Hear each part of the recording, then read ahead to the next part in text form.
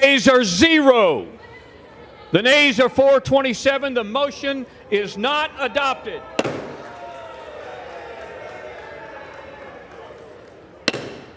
House will be in order. Members are advised to clear the well,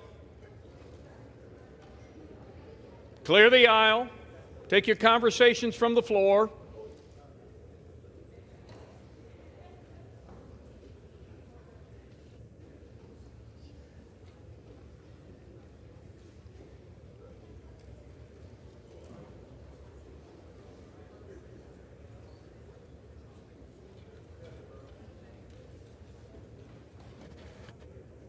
Remind members of the House that at the time of the motion to adjourn was demanded, we were debating H.R. 5860. The time remaining for debate is 6 minutes on the majority side, 5 minutes on the minority side. Debate will resume on H.R. 5860, and the gentlelady from Texas is recognized. Mr. Speaker, I reserve the balance of my time. Gentlelady reserves. Gentlelady from Connecticut. I continue to reserve. Gentlelady reserves. Who claims time?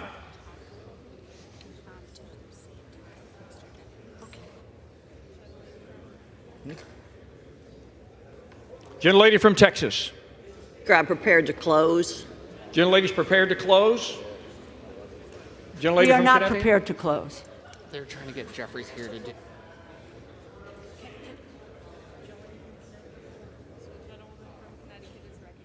Gentlelady from Connecticut, you're recognized. Just so I can reiterate what I had said earlier, and we now have really the language in both the Senate bill and in the House bill. This, and it's really not so clean, a continuing resolution as it has been portrayed. This strikes the member pay prohibition, in effect giving members a pay raise. Let me just explain.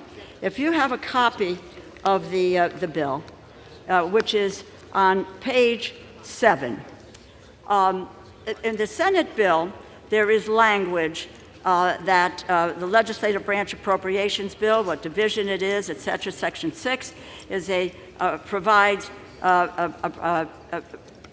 really what it does is the Senate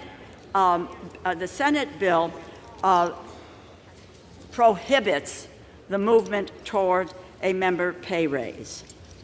Now, what the House Republicans have done is page 7, line 13, is what they do, they just drop that part of the language that comes from the Senate bill.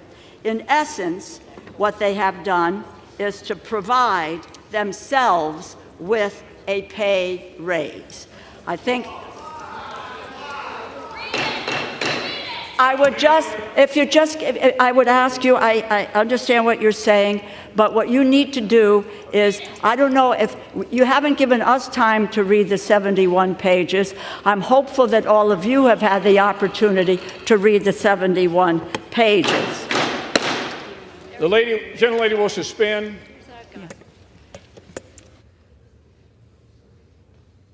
Once again, the chair would like to remind his colleagues that in keeping with the proper decorum on the floor, please direct your comments to the chair. Gentlelady will. Gentlelady may resume. Thank you, Mr. Speaker. I yield 1 minute to the distinguished Democratic leader, the gentleman from New York, Mr. Jeffries. Gentleman from New York is recognized for 1 minute.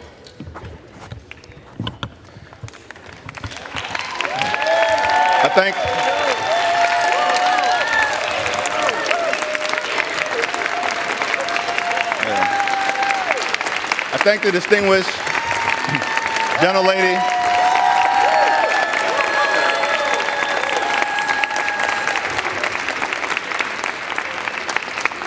Thank the distinguished gentlelady from Connecticut, Rosa DeLauro, for her leadership, all of my colleagues in government.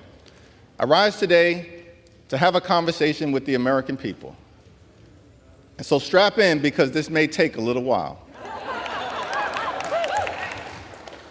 We want to talk about why we are here at this moment on the brink of a shutdown that was entirely unavoidable and has been brought to us by the extreme MAGA Republicans, who have decided that rather than pursue the normal legislative process of trying to find common ground, not as Democrats or independents or Republicans, but as Americans, rather than try to pursue policy achievements through the normal legislative process, that they want to threaten the American people with a shutdown, to try to drive your extreme agenda down the throats of the American people.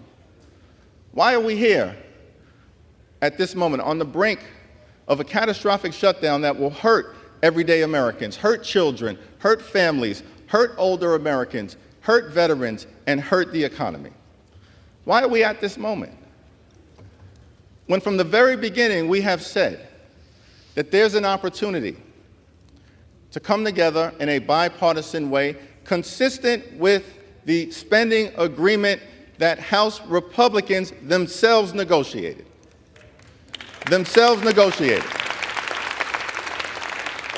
And from the beginning of this process, we've said nothing more, nothing less. Simply keep your word with respect to the agreement that you negotiated.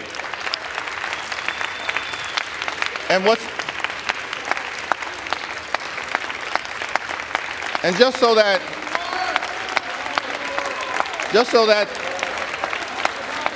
the American people understand,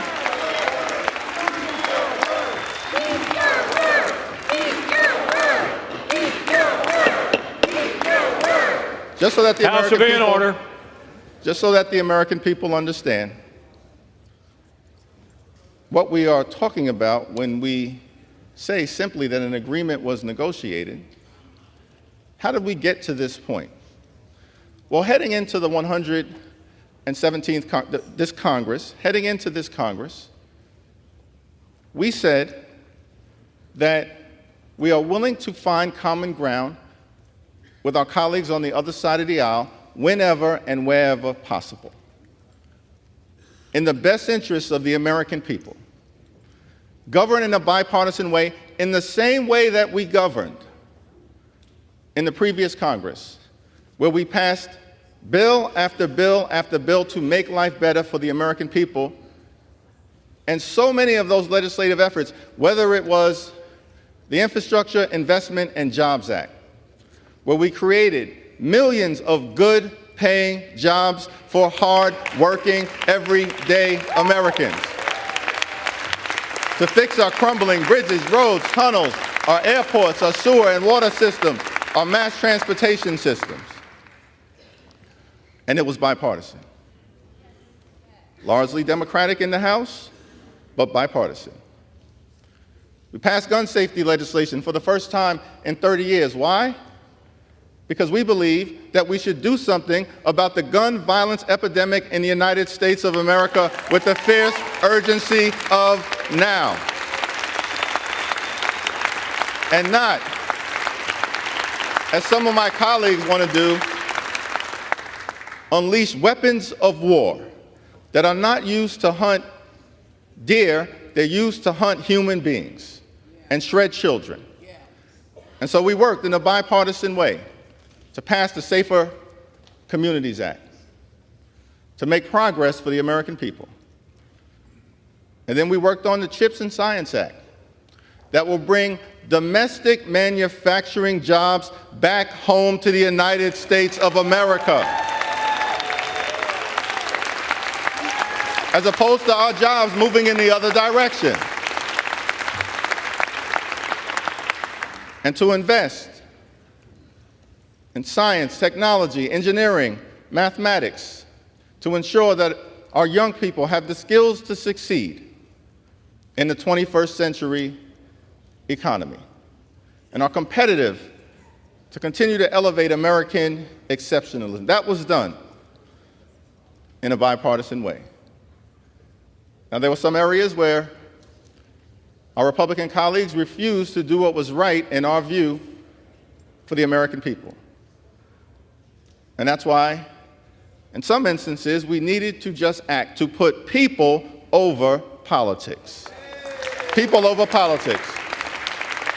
And so that's what we did with the American Rescue Plan and the Inflation Reduction Act. But our bipartisan track record continues. We stood up for the men and women who have served this country and who are exposed to burn pits or toxic substances or Agent Orange.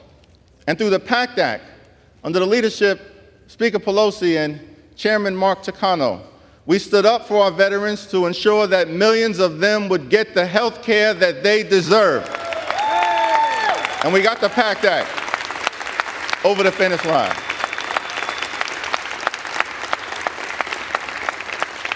Once again, it was bipartisan in nature. We understood that there were grave threats to our democracy because of what occurred with the former President of the United States of America, who incited a violent insurrection and tried to potentially use some loopholes within the Electoral Count Act to effectively steal the election, undermine the principle of free and fair elections, halt the peaceful transfer of power. And so we held a committee under the leadership of Chairman Benny Thompson, who did an incredible job of presenting the stakes to the American people.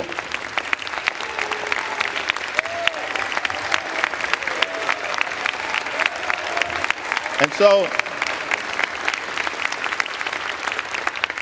the January 6th committee explored the consequences of what happens when one individual and people who blindly follow them could undermine the very fabric of our democracy. It's important to note the January 6th committee was also bipartisan in nature. It was bipartisan, and every single witness that was presented worked with the former president.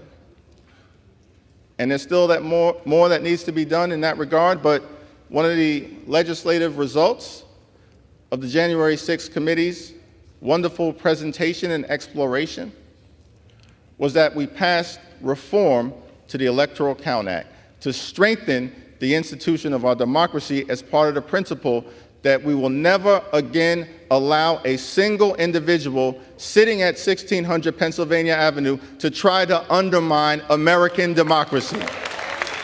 We won't do it.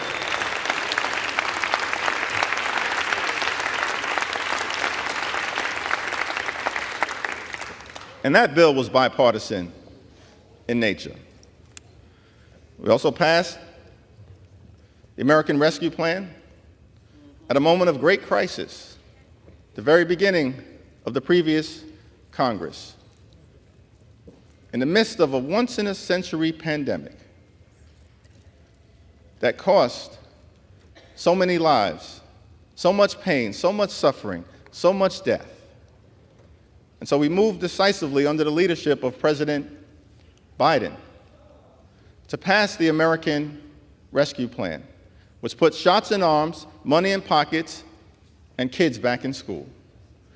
We passed the child tax credit as part of that, that reduced child poverty in America by half.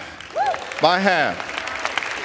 And not a single Republican would join us as part of the effort to make sure that the American dream is alive and well in every single zip code. And we reduced poverty, and these were things that were done for everyone, every single American, regardless of zip code. Urban America, rural America, exurban America, suburban America, small town America, the heartland of America, Appalachia. We're committed to putting people over politics. That's what we were able to do with the American Rescue Plan, and allowed the United States of America to emerge as the strongest economy of any advanced economy in the world. And that wasn't a guarantee. And we know we have more work to do. We know we have more work to do. And we want to get to work. But instead of getting to work on behalf of the American people, solving problems, joining and partnering with us in a manner that's designed to find common ground, extreme MAGA Republicans have been marching us to a dangerous government shutdown, which we'll get to in a moment. But we ended the previous Congress by passing the Inflation Reduction Act, striking a dramatic blow against the climate crisis, setting our planet on a sustainable trajectory forward, the largest investment in combating the climate crisis in the history of the world, because we recognize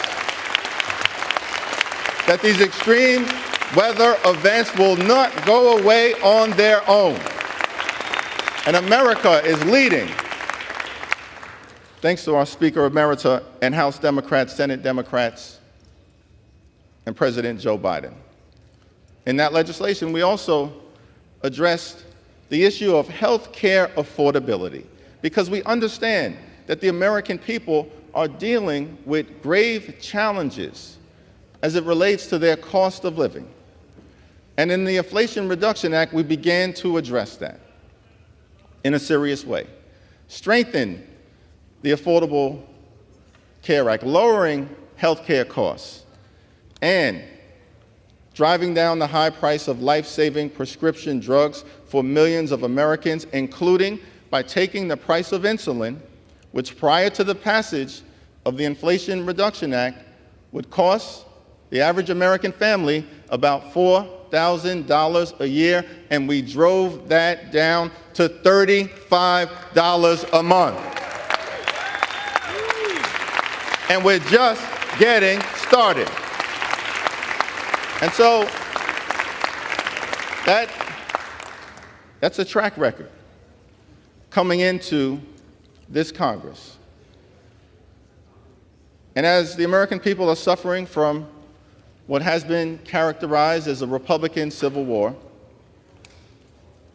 and apparently it's because a handful of the more extreme members on the other side of the aisle have concluded that what's necessary is to try to hijack the institution, to jam their right-wing ideological views down the throats of the American people, because they understand that otherwise these extreme policies cannot be achieved throughout the normal legislative process. But we're supposed to believe that the chaos, the dysfunction, the extremism is largely a result of the narrowness of the Republican majority. We had the same exact majority, extremely narrow, in the other side of the aisle, and instead of chaos, dysfunction, and extremism, we got things done for the American people. Same exact majority, under the leadership of Speaker Pelosi and Jim Clyburn and Steny Hoyer. So that's the context coming into the moment that we're in right now. Historic dysfunction that we've seen. So we're on the brink of a government shutdown, and at the 11th hour, legislation is dropped on the American people. And we're told that you have 5 or 10 minutes to evaluate legislation that is more than 70 pages long, and expected simply to trust the word of our extreme MAGA Republican colleagues. The American people deserve better. They deserve better. And so we're working through evaluating that legislation on behalf of the American people. and when we've had time to evaluate the bill that was dropped on the American people at the 11th hour, immediately after what took place yesterday on the floor of the House, where extreme MAGA Republicans put on the floor a continuing resolution that imposed 30% or more draconian cuts on the American people, including cutting the Social Security Administration by 30%, devastate Social Security and the ability of the administration to administer it on behalf of older Americans in this country. We need time to evaluate whether, in this bill that you just dropped upon the American people at the 11th hour, does it try to cut Social Security? Because that's what you tried to do yesterday. We need a little time to evaluate whether you are trying to slash public school funding. Why are we concerned about whether the Republican majority is trying to slash public school funding? Because you put forth a bill that did just that. Yesterday would devastate the ability of American children all across the country to be able to learn in a manner that gives them the best opportunity to succeed and pursue the American dream. Some versions of the Republican spending bills would slash Title I funding, which goes to the most vulnerable children amongst us, by 80%, effectively shut down public education in many parts of this country. I think it's a reasonable thing for House Democrats, on behalf of the American people, to have time to evaluate what you are trying to do with public education in a bill that House Republicans dropped on the American people at the 11th hour. We also are very concerned that from the very beginning of this Congress, you've had an objective to criminalize abortion care and to impose or march us toward a nationwide ban. And we want the American people to understand that on this side of the aisle, we don't believe that our colleagues on the Republican side should threaten a government shutdown as part of their effort to criminalize abortion care. That shouldn't happen. That should not happen. But that's what you were trying to do in a defense bill that you just passed this week. So we needed an opportunity to evaluate on the four corners of a bill that you dropped on us, Mr. Chair, that the Republican majority dropped on us at the 11th hour, what it does to reproductive freedom. I think that's what the American people would want us to do. And let us be clear to the American people. House Democrats believe in a woman's freedom to make her own reproductive health care decisions, period, full stop.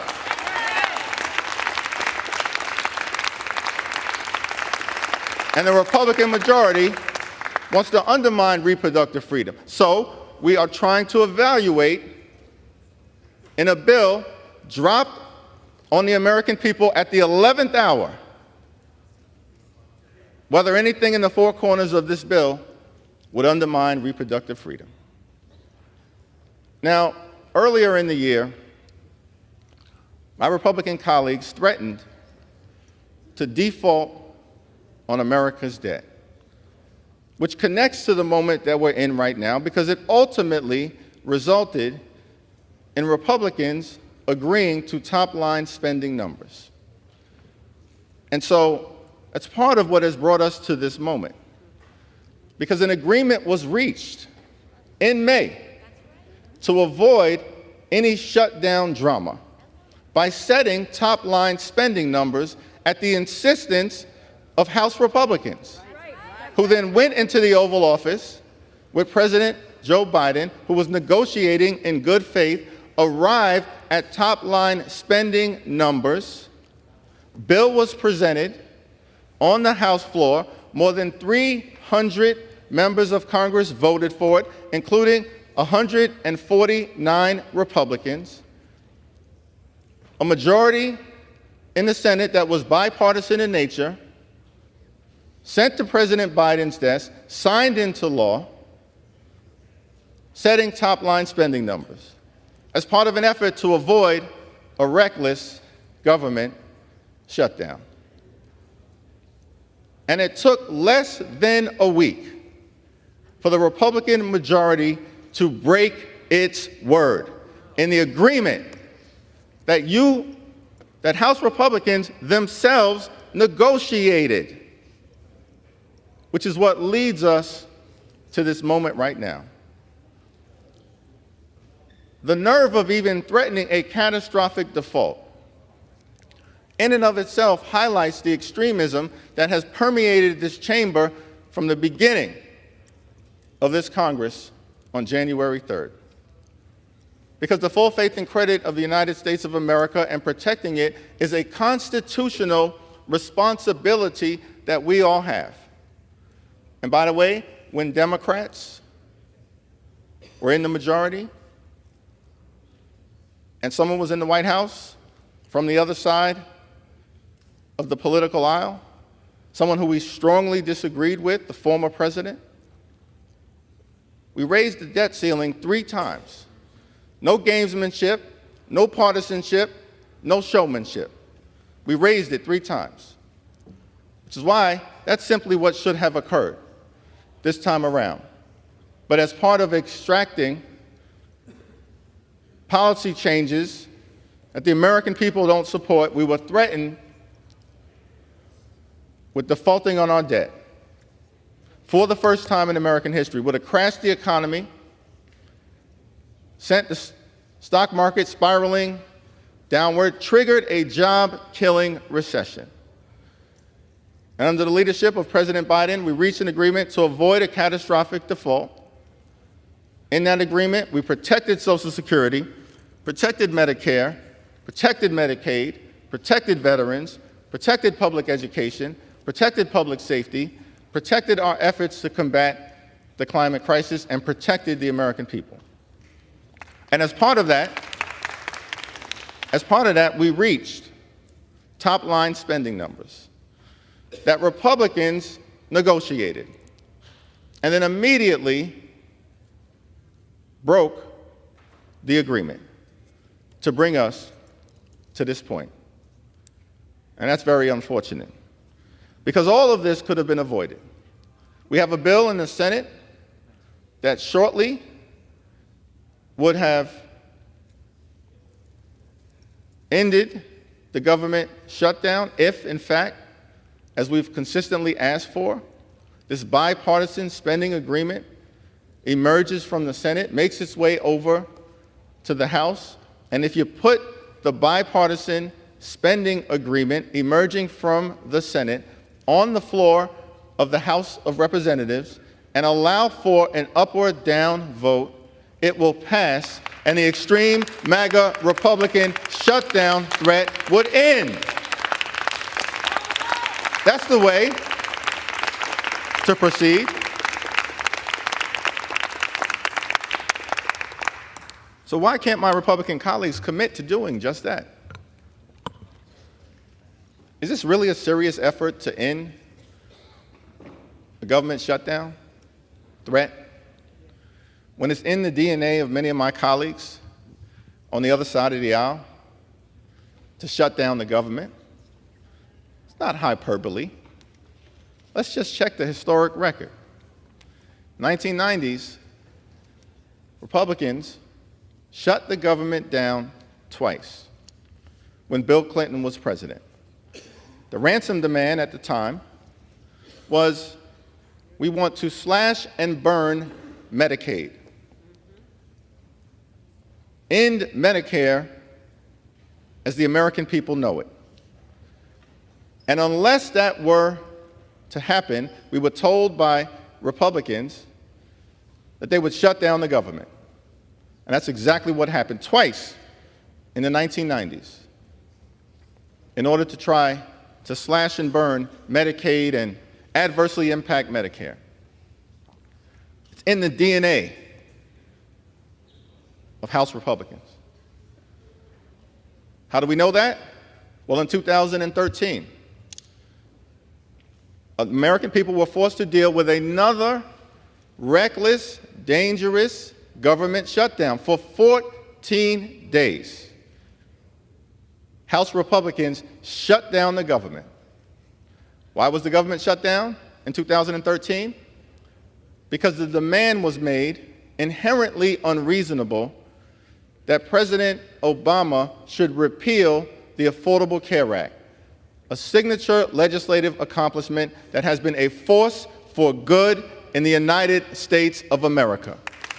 And we declined politely to take away health care from millions of Americans. We declined politely to allow House Republicans to impose a situation in America where more than 100 million people would have lost their protection for pre-existing conditions. We declined to allow House Republicans to impose an age tax on older Americans, which would have dramatically increased health care costs. And because we declined to do those things, House Republicans chose to shut the government down in 2013 for 14 days. It's in the House Republican DNA. And then in 2018, 2019, we faced the longest government shutdown in American history. 35 days of devastation visited upon the American people. Unnecessarily so. What was the extreme ransom demand at that particular point in time? The demand was to waste billions of dollars of taxpayer money on the former president's ineffective medieval border wall, which, by the way, he said Mexico would pay for. And then you turned around, the House majority at the time turned around and tried to stick the American taxpayer with a bill, an ineffective solution to the issues around immigration that we should necessarily confront. And so because we declined respectfully to pay that ransom note and stick the American people with billions and billions of dollars for an ineffective border wall that the previous president promised Mexico would pay for, because we declined, you shut the government down for 35 days. It's in your DNA. The interesting thing about that government shutdown is that while we had taken the majority in January of 2019, the government shutdown started in late December. And so, in other words, the government shutdown started with a Republican in the White House and Republicans in the majority in the House and in the Senate. You shut yourselves down at that particular moment. It's in the DNA.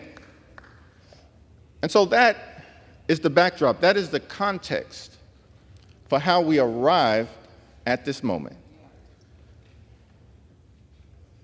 After the district work period, throughout the month of August, we came back to the Congress, ready, willing, and able to get things done for the American people, to find common ground, to put people over politics, which is what we are committed to doing every single day we're here in Washington.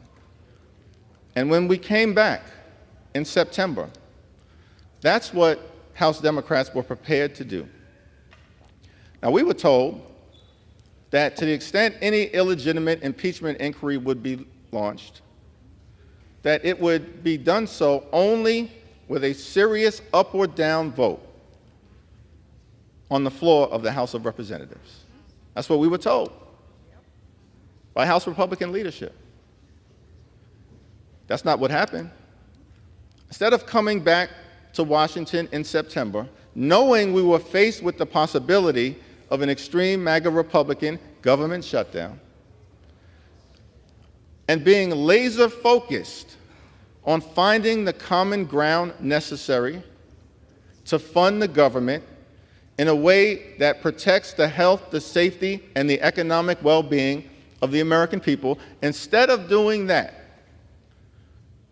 without a vote on the floor of the House of Representatives, House leadership announces an illegitimate impeachment inquiry. No evidence of wrongdoing against the president, no evidence of an impeachable offense, no evidence that any high crimes or misdemeanors were committed by the president, no evidence that the president broke the law. How do we know this? Your own witnesses told the American people that 2 days ago in a hearing that House Republicans called. So for 3 weeks, instead of focusing on solving problems for hard-working American taxpayers, House Republicans launched an illegitimate impeachment inquiry when House Republican witnesses have now testified before the American people that no evidence exists to justify impeaching the current president. And so that is part of the context of why we're here. House Republicans wasting time doing the bidding of the former president, the insurrectionist in chief, who demanded an illegitimate impeachment inquiry be opened. And as opposed to working together to find the common ground to meet the needs of the American people, you've been wasting time and taxpayer dollars on a reckless political stunt. That's why we're at the brink of the government shutting down right now. That was week one when we came back, the week of September 11th. What happened in week two? Week two, the week of September 18th, House Republicans, my colleagues, decided that you were going to try to jam extreme right-wing policies down the throats of the American people. Strip away reproductive freedom, criminalize abortion care, bully the LGBTQ community, cut public education, cut public safety, cut affordable housing programs, cut the ability for veterans to receive the nutritional assistance that they needed. So week two, you decided, the House majority, Mr. Chairman, decided to go to the floor to pass bills that would do nothing to make life better for everyday Americans, do nothing to avoid a catastrophic government shutdown, do nothing to find common ground in a bipartisan way. But during the week of September 18th, the decision was made to try to jam extreme right-wing policies down the throats of the American people. And not a single bill was passed because House Republicans had an inability to get your act together with each other. Colorful words were used. I won't use them on the floor. They're in the public domain as part of a Republican civil war, shooting at each other, fighting each other. Let me make something clear. House Democrats are here to fight for the American people, to fight for the American people. That's what we should be doing, not fighting each other as part of a Republican civil war. But last week, time was wasted our House Republican colleagues fighting each other in what has been described as a Republican civil war. Colorful language used not by Democrats to describe what was taking place on the other side of the aisle, used by House Republicans to describe each other. And I won't call out any individual members on the other side of the aisle, but former members, including a former speaker, Paul Ryan, a good man, disagreed with him on a whole host of issues, but believed in the institution, made the observation that House Republicans are dysfunctional, need to get your act together. That's Paul Ryan, former speaker. And that same sentiment was echoed by current House Republican members. So last week, you wasted time fighting each other as opposed to finding the common ground necessary to reach a bipartisan spending agreement. The chair, former chair, top Democrat on the House Appropriations Committee, Rosa DeLauro, has made clear from the very beginning she was ready to sit down and talk to her Republican counterpart anytime, any place, ready, willing, and able to find bipartisan common ground. But we couldn't find a partner on the other side, and so we proceeded in conversation with Senate Democrats and Senate Republicans and the Biden administration, all in alignment in a strongly bipartisan bill to avert a government shutdown earlier this week that passed in a motion procedurally to advance the legislation 77 to 19, strongly bipartisan. And we were a part of those conversations, thanks to Rosa DeLauro. That's a bill that would avoid a government shutdown and meet the needs of the American people in every single way, and give us another 45 days or so to work through the normal appropriations process and reach common ground. But instead of partnering with House Democrats, Senate Democrats, Senate Republicans, and the Biden administration, House Republicans decided to go it alone. Fight a civil war. Stand on an island on your own. So last week, nothing happened on the floor of the House of Representatives. And that brings us to this week. This week, we returned earlier and had every opportunity. We continue to say, we want to partner with our Republican colleagues to find the common ground necessary to meet the needs of the American people and avoid a catastrophic government shutdown that will hurt everyday Americans, hurt children, hurt families, hurt the middle class, hurt all those who aspire to be part of the middle class, hurt working families, hurt veterans, hurt the poor, the sick, the afflicted, hurt the least, the lost, and the left behind. We've said from the very beginning that we were ready, willing, and able to find the bipartisan common ground to meet the needs of the American people and avoid a catastrophic government shutdown. But instead, my Republican colleagues spent this week peddling more chaos, more dysfunction, and more extremism, trying to jam extreme right-wing policies down the throats of the American people, cutting Social Security, slashing public school funding, criminalizing abortion care, including in the Department of Defense bill that House Republicans advanced earlier this week, to restrict military service women from being able to travel in order to seek reproductive health care, and threaten a government shutdown unless the American people were to be forced to agree with a policy that they don't support. We spent this week doing things like that. Yesterday, a bill brought to the House floor to cut spending by 30% or more in a manner that would do things like take food out of the mouths of women, infants, and children. We will never let that happen. Not now, not ever. Not in America. We will never let that happen.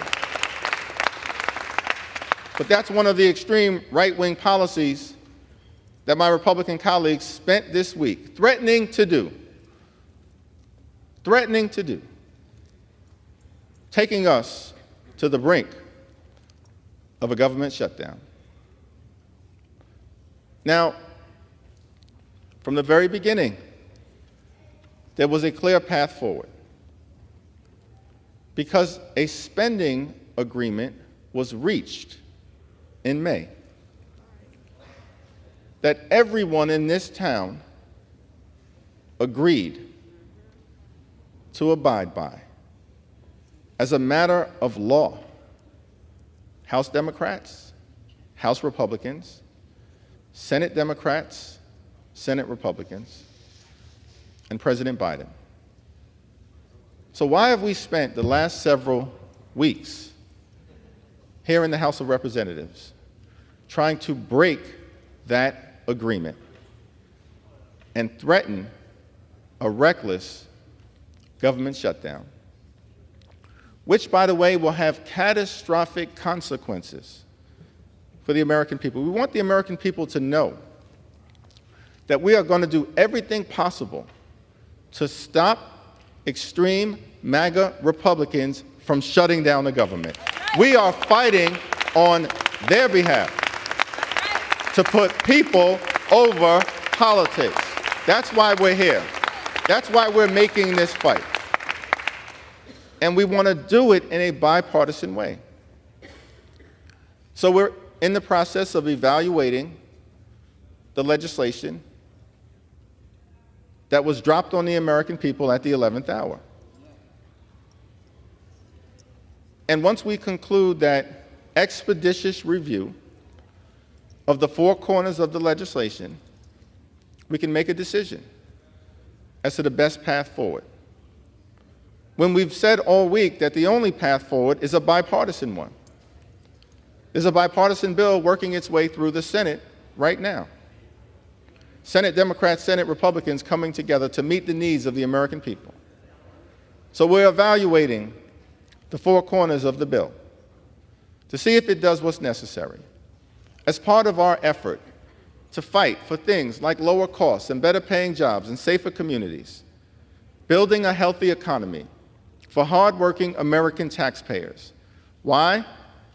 Because as House Democrats, we're committed to an economy that is built from the middle out and the bottom up, not the top down. Not the top down.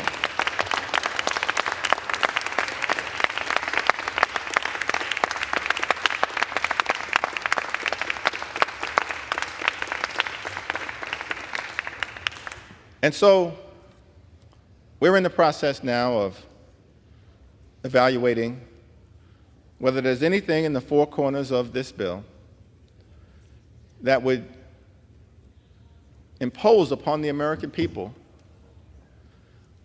the trickle-down economic scheme that has been such a disaster for the American middle class and for all those who aspire to be part of the middle class. I think the American people deserve an opportunity for their elected representatives, Democrats and Republicans, to evaluate the legislation that is in front of us. That's the least that can be done. When we know for decades, House Republicans and my colleagues on the other side of the aisle have imposed big tax cuts that benefit only the wealthiest amongst us and undermine the ability of the American people to truly pursue the American dream. It was done most recently in 2017. The House Republican majority signature legislative accomplishment was passing the GOP tax scam, where 83% of the benefits went to the wealthiest 1%. And if at the end of the day, this is all about fiscal responsibility, we want our Republican colleagues to explain why in a bill that benefited only a handful of Americans did you stick the American people with $2 trillion worth of debt? Because the GOP tax scam was not paid for at all. And so, House Republicans dropped a bill on the American people at the 11th hour earlier today. And all we're simply saying is that we want time to evaluate whether there's anything within the four corners of that bill that would try to impose some trickle-down economic scheme. I've come to the conclusion over the years that trickle-down economics means only one thing for everyday Americans. You may get a trickle, but you're guaranteed to stay down. That's what trickle-down economics is all about. So at the end of the day, we need to just evaluate where we are. Because House Republicans started this Congress by saying any bill that is brought before the People's House will be done so in a manner that allows for at least 72 hours of review. That was the House Republican policy, 72 hours of review. Like many other things that have been broken promises throughout this do-nothing Republican Congress, you promised the American people would have 72 hours to review any bill brought before the American people, and you dropped this bill at the 11th hour today and gave the American people minutes to evaluate it. That's unacceptable. It's un-American. It's unreasonable. The American people deserve better. The American people deserve better.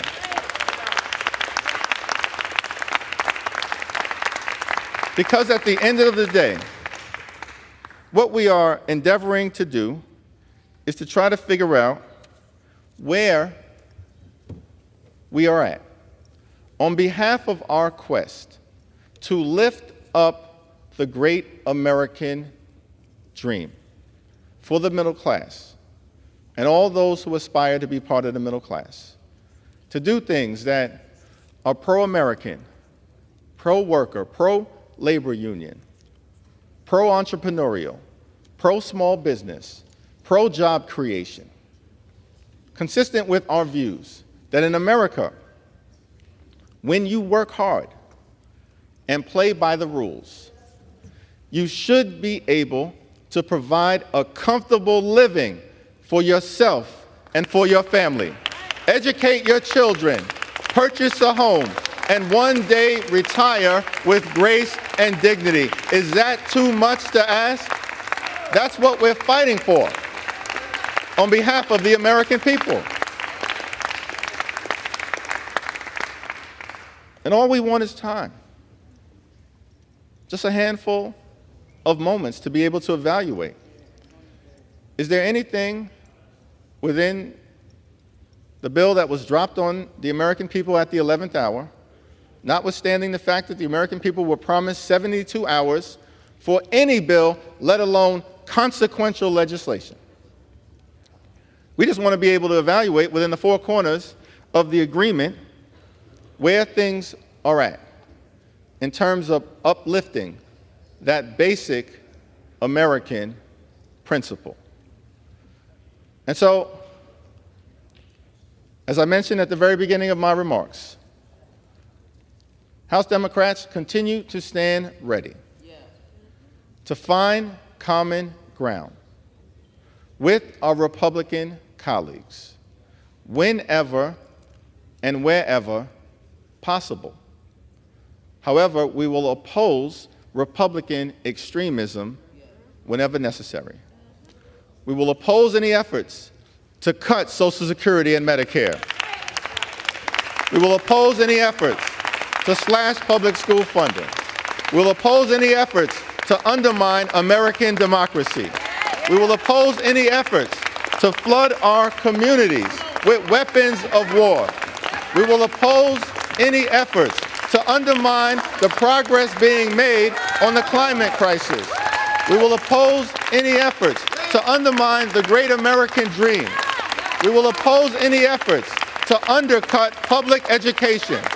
We will oppose any efforts to walk away from the people who keep us safe at our border and around the United States of America.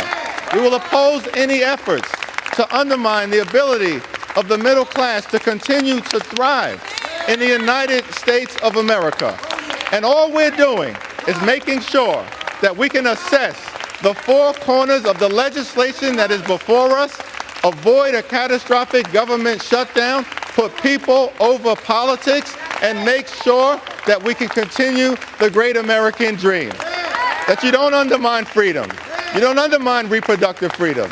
You don't undermine the things that are necessary for every single American to thrive in every zip code, throughout the land, in urban America, in rural America, in suburban America, in small-town America, in the heartland of America, in Appalachia.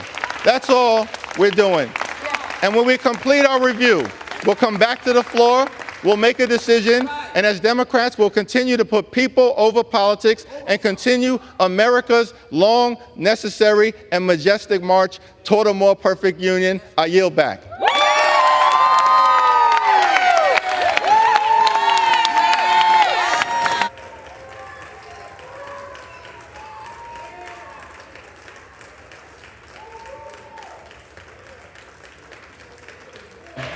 Gentleman yields back his time.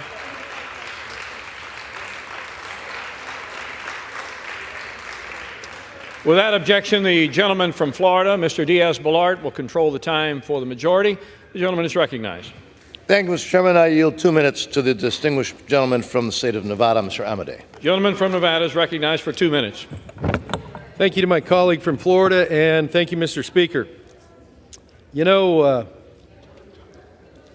there's been a complaint about... In order. Members are advised to take their conversations from the floor.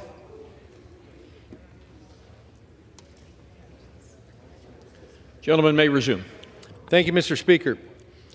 There's been some indication that of concern because the bill on the floor lacks language to prohibit a cost of living increase that doesn't exist, and that was not given, and which has no appropriation in the existing fiscal year budget.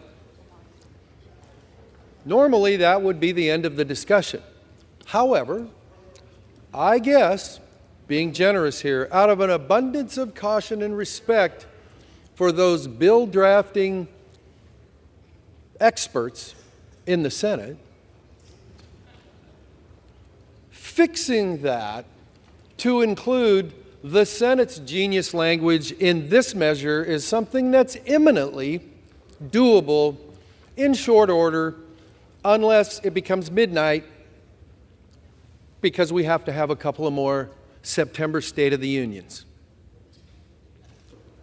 Therefore, even though it was not included in our legislation, even though there is no existing COLA or appropriation for it, if that's the only thing, I'm going to say that real slowly, if that's the only thing that's wrong, then it's imminently fixable for that belt and suspenders insurance policy for those who would support the bill but for the lack of that language.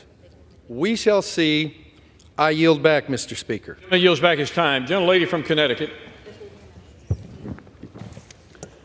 Mr. Speaker, I am prepared to close. Okay. Gentlelady's prepared to close. Gentleman from Florida. Mr. Speaker, may I first inquire how much time I have left? Gentleman has 4 1/4 minutes remaining. Gentlelady from Connecticut has 2 1/2 minutes remaining. Yes, Mr. Speaker, I would actually like to ask unanimous consent if I could extend the time per side for an additional 10 minutes to speak. We have further people. Is there objection? Thank you. Without objection, so ordered. 10 and 10. Reserve. And at this time, Mr. Speaker, thank you for indulgence. I would like to reserve.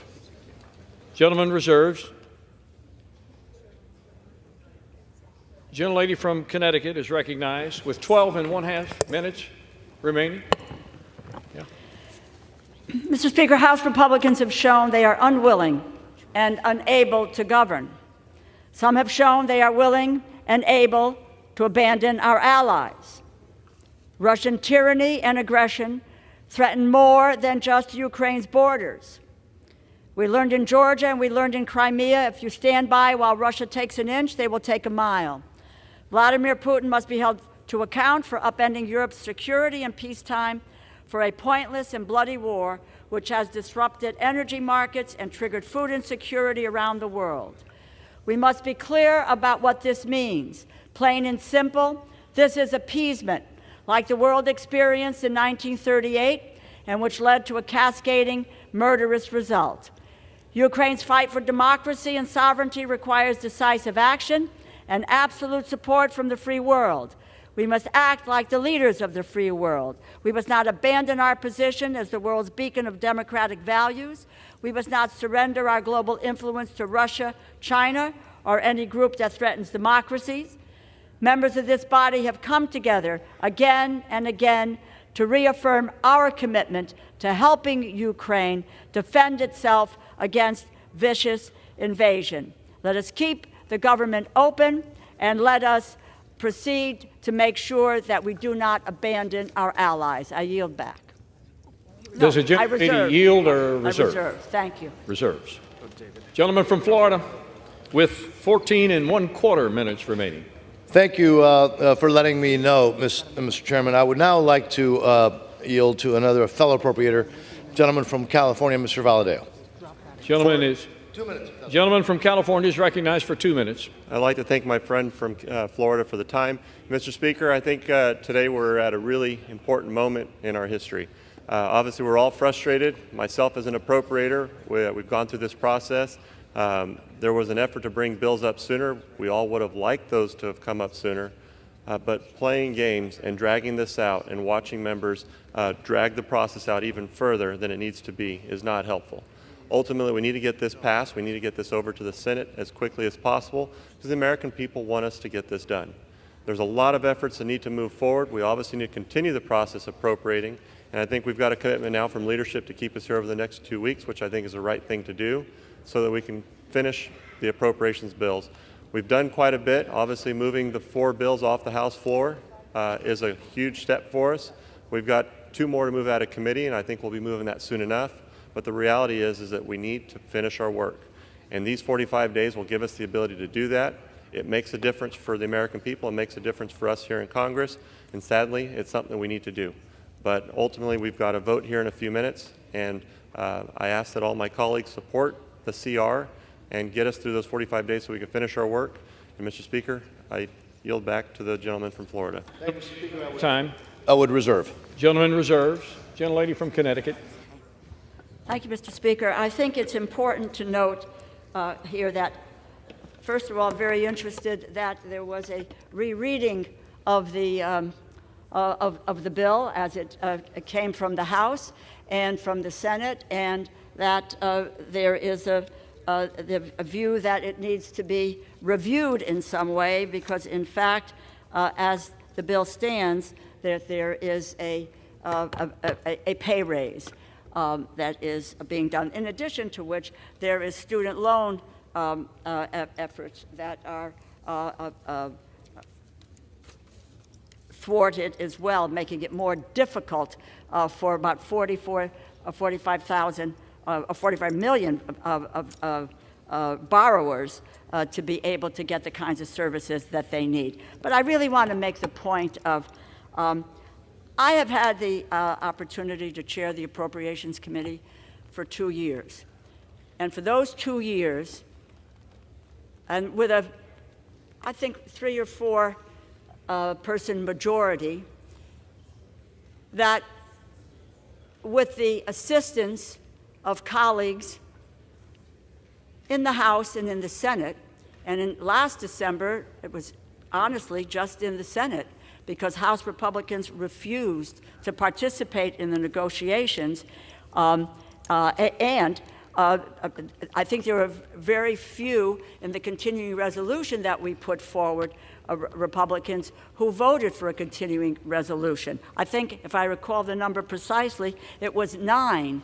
But it allowed us to be able to hammer out the bills over the next several weeks until December.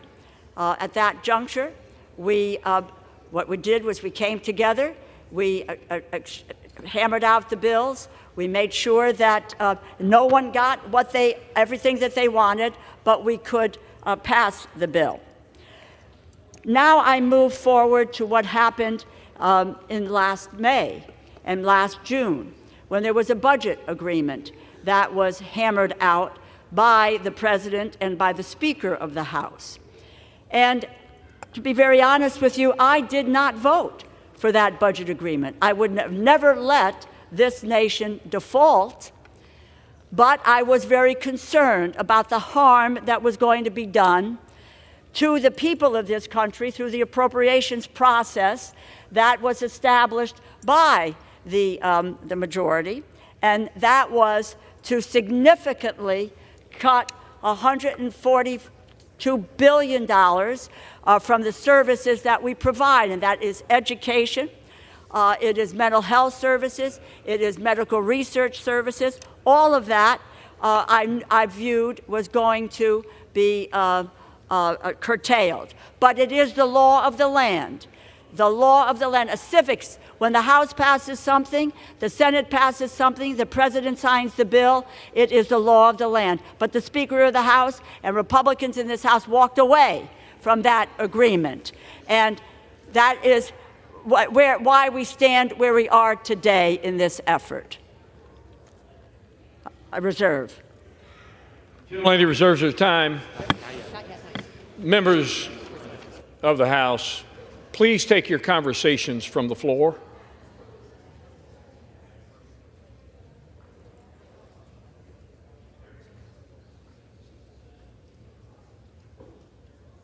Gentleman from Florida. Thank you very much, Mr. Speaker. I would now like to recognize the distinguished gentleman from New York, an amazing leader, Mr. D'Esposito, for 2 minutes. Gentleman from New York is recognized for 2 minutes. Thank you, Mr. Speaker. Just over 3 hours ago, we walked onto this floor with a plan and an opportunity to make sure that our government continues to work. But instead of moving that plan forward, we've spent the last hour hearing from a member on the other side of the aisle trying to gain C-SPAN ratings, and I believe a contest of how many times we could hear the term MAGA. We are here this afternoon to keep our government running. And over the last hour, I walked across the street to my office taking calls from constituents on Long Island in New York's 4th Congressional District whose homes and cars were destroyed yesterday after a massive amount of rain and flooding. And these are individuals who are Democrats, who are Republicans. They're not calling because they're from a political party. They're calling because they're Americans. And they're pleading with us to keep our government open. They're pleading with us to do the job that we were sent here to do and to govern. And that's what we have the opportunity to do, is to cast a vote. Cast a vote today to continue to make sure that our government continues to run. that our government remains open, so we can do the job that we were sent here to do.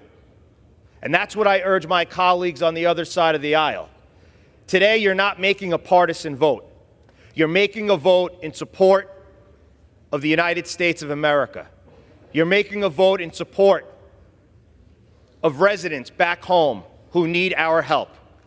You're making a vote in support of moving this country forward. Mr. Speaker, I yield back. Gentlelady from Connecticut. I reserve. Gentlelady reserves. Gentleman from Florida. 2 minutes. Thank you very much, Mr. Speaker. I would now like to yield to another great leader from the state of New York, Mr. Molinaro, for 30 seconds. Gentleman from New York is recognized for 30 seconds. Having listened for 45 minutes, Mr. Speaker, I'm amazed at and confused as to what exactly my colleague across the aisle thought we were doing in this very moment. In just moments, we have the opportunity to avert a federal government shutdown. It's a responsibility that we have to ensure that the people who work for this federal government have the supporting and the backing of those who employ them. It's critically important to the men and women who serve and sacrifice across the globe that they know that we have their backs. It's critically important that those in law enforcement, emergency response, and those all across this country know that in this moment we vote yes to keep this government functioning.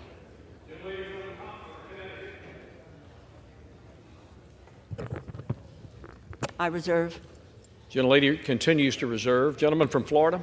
Mr. Speaker, and also I believe I made a mistake before when I may have called you Mr. Chairman when we're not in the Committee of the Whole. My mistake, Mr. Speaker. I would now ask unanimous consent that the text of H.R. 5860 as proposed to be adopted unless under suspension of the rules be modified by the amendment that I have placed at the desk. I apologize. And again, I've been making some technical mistakes, but I got it right, I think, now.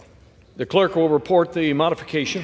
Modification to H.R. 5860 offered by Mr. Diaz-Balart of Florida and Section 1019 of Division A before the period insert the following, comma, and Section 6 in the matter preceding Division A of Public Law 117-328. Without objection, the modification is agreed to. I am now prepared to close, and so therefore I will reserve. Gentlelady from Connecticut, are you prepared to close? Yes. Gentlelady is recognized. I would once again really like to reiterate what I have been saying all along and which I said in the last several days. We have the opportunity to walking away where this House is overwhelmingly in the last 2 days, the majority has demonstrated that we want to provide support for Ukraine's self-defense. We had several amendments, a Biggs amendment, a Gates amendment, a Green amendment, all of which resulted in overwhelming support for Ukraine. I continue to believe that this is an appeasement strategy of the far right, and, in fact, does not have a majority support in this body. But I believe that standing with our allies does have the support. And I would reiterate that our own Department of Defense, something that I believe my colleagues on the other side of the aisle have great regard for, listen to, support their efforts, increase funding for defense, care deeply about this issue of our national security and our ability to be able to defend our allies overseas. You all have a great affinity for this effort, and I applaud that. But that seems now to be being abandoned, and that the Department of Defense view, in the words of the Undersecretary, says that they cannot do without this funding. And I would remind you that they, in a very, very specific and poignant letter, lay out the bottom line is we cannot sustain adequate levels of Ukraine assistance with transfer authority only. And the delay to additional funding would be perceived by Ukraine as a sign of wavering U.S. support and likely as a betrayal of our previous commitments. The United States betraying our commitments to Ukraine is essentially the bottom line on this continuing resolution.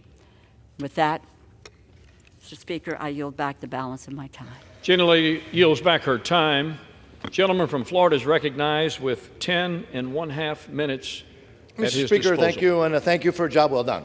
I just would like to remind everybody that before we can fund anything else, Ukraine, we have to start by funding the government of the United States of America. And we've been on the floor for a while now, and let me just boil it down to this, if I may, Mr. Speaker. If you want to shut down the government, and all that entails, and then there's an opportunity to do so by voting no. But if you want to keep the federal government working and open and allow the democratic process to proceed, then all of us have the opportunity to do so very simply, after all of the words are spoken, to just vote yes. It could not be simpler, Mr. Speaker. And with that, Mr. Speaker, I yield back the balance of my time. Question is, will the House suspend the rules and pass the bill, H.R. 5860, as modified? Those in favor say aye. Aye. Those opposed, no. In the opinion of the chair, 2/3 being in the affirmative. Gentlelady from Connecticut. I ask for the ayes and nays. The ayes and nays are requested. Those favoring a vote by the ayes and nays will rise. Sufficient number having risen, the ayes and nays are ordered. Pursuant to Clause 9 of Rule 20, this 15-minute vote on the motion to suspend the rules will be followed by a 5-minute vote on agreeing to the Speaker's approval of the journal if ordered. This is a 15-minute vote.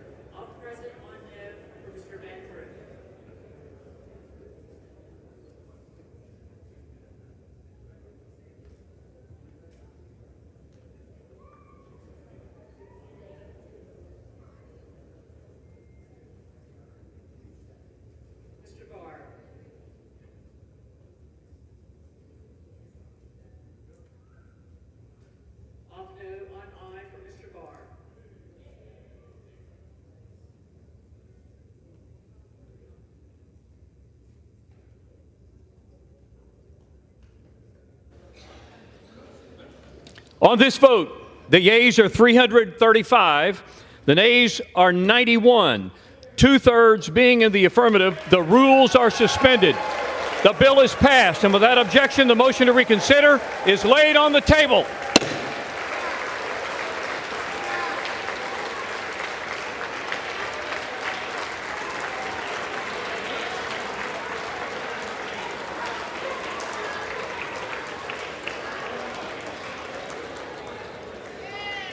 Go to Vice.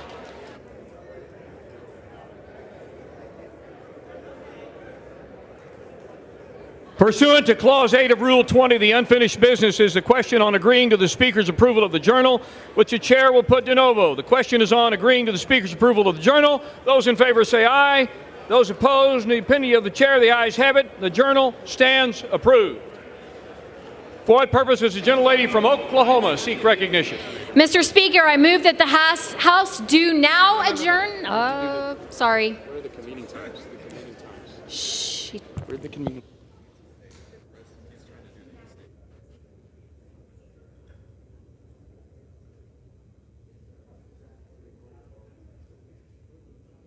On the motion for the House to adjourn. Mr. Speaker, I move that the House do now adjourn. The question is on the motion to adjourn. Those in favor say aye. Aye. Those opposed, no. The ayes have it. Motion is adopted. Accordingly, the House stands adjourned until noon on Monday, October 2nd, 2023, for morning hour debate.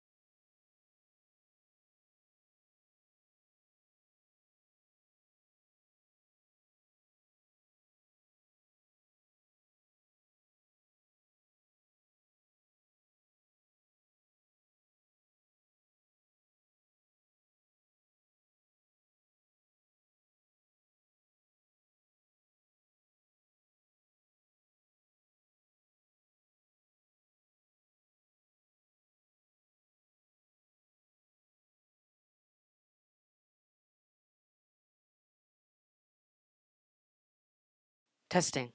All right, hello everybody. The House of Representatives have just passed the legislation that would extend the funding for the government 45 days.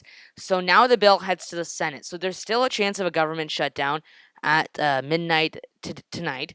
But our eyes are still remain on the Senate to see how they pass. If they pass this bill, still unclear what will happen next. But stay tuned. We're just trying to pull up feed and we will hopefully get the Senate coverage to you shortly.